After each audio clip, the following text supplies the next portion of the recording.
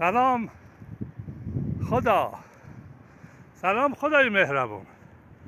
تو خالق همه جهان و هستی هستی و فقط تو هستی که مشکل همه مردمان رو حل میکنی.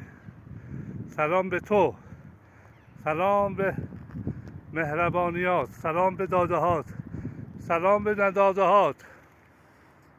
اینجا رو به آسمان میکنم و بابت همه نعماتی که نعمت هایی که به من داده ای تشکر میکنم.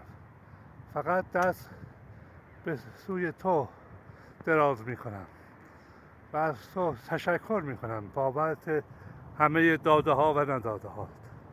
به امید سلامتی همه مردم، به امید سلامتی همه جوانان، به امید آرزوی برآورده شدن همه جوانای مملکت ایرانمان،